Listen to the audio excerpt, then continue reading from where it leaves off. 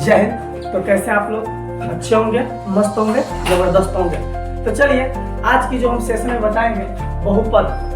बहुपद को इंग्लिश में कहता है पोलिनोमियल। पोलिनोमियल तो बहुपद हमारे 8, 8, 9, 10 सभी बच्चे देख सकते हैं। बहुपद के पूरा जड़ बताएंगे, मतलब पोलिनोमियल का पूरा जड़ से बेसिक से हम बताएंगे। तो जो भी हमारे साथीगण विद्यार्थीगण इस सेशन से जुड़ना चाहते हैं जरूर जुड़ जाए, और अभी तक हमारे चैनल को टॉप 10 कोचिंग सेंटर को सब्सक्राइब नहीं किया है, सब्सक्राइब कर लेंगे। तो चलिए, ये एजुकेशन चैनल है और आपको हर एक प्रकार की एजुकेशन वीडियो यहाँ पर बताया जाता है, क्लास की क्वेश्चन सॉल्व की जाती है। तो यहाँ पर हम बहुपद के बारे में सारी जानकारी देंगे। सबसे पहले होता है बहुपद में पद, समझिए। तो बहुपद में जो पद होता है, तो एक नंबर में हम बता रहे हैं बहुपद के पद।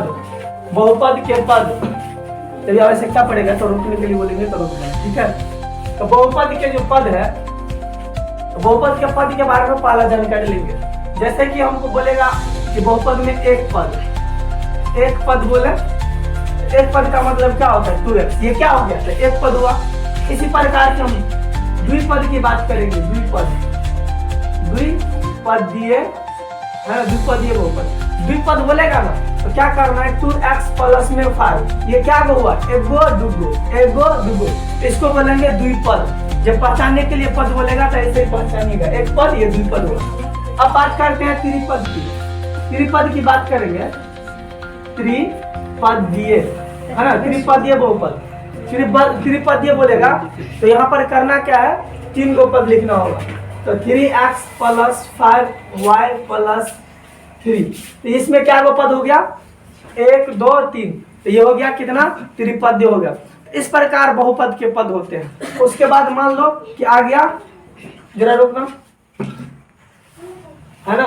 तो वहां पर त्रिपदीय में समझ गए होंगे आप लोग, 1, 2, 3। तो ये हो गया त्रिपदीय। अब इसी में आ जाएगा मान लो बहुपद। क्या आ गया? बहुपद, है ना। तो बहुपद का व्यापक रूप मान लो, बहुपद का व्यापक रूप। तो बहुपद के व्यापक रूप के बारे में यदि बोलेंगे तो a1x1 प्लस a2x2 प्लस में a3 और x3 डट इसी प्रकार के जो है ना n तक, कौन पद तक? n पद तक। तो ये हो गया बहुपद के व्यापक रूप हो गया। माने आप लोग भी जानते होंगे, एक आदमी तो एक आदमी, 2 आदमी रहता तो 2 आदमी, और 3 आदमी तो 3 आदमी, बहुते आदमी तो बहुते आदमी। इसी प्रकार से एक पद तो एक गो रहेगा, द्विपद तो 2 गो रहेगा, त्रिपद तो 3 गो रहेगा, और बहुपद तो बहुत सारे रहेगा। तो बहुपद के बारे में समझ गए, पद के बारे में भी समझ गए। अब बहुपद के जो है घात के बारे में पढ़ाया जाता है। तो बहुपद का घात क्या होता है? यहाँ पर 2 नंबर में आप पढ़ेंगे बहुपद का घात। बहुपद का घात। अब बहुपद का घात क्या होता है?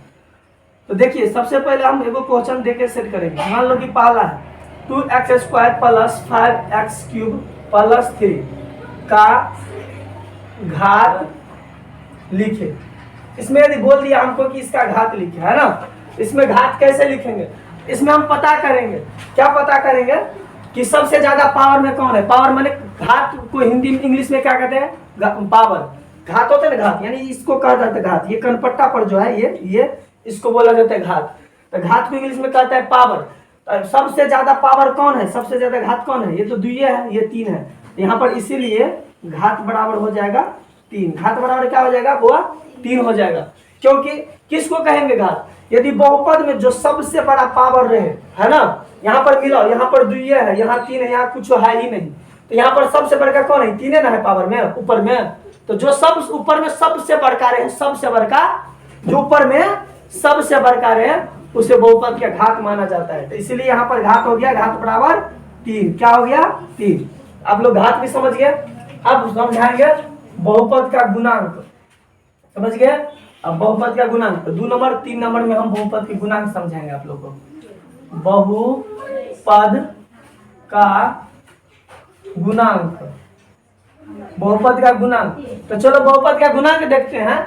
यहाँ पर पहला हम क्वेश्चन देके समझाएंगे। 2x² प्लस 5x में x² का गुणांक गुणांक लिखे, है ना।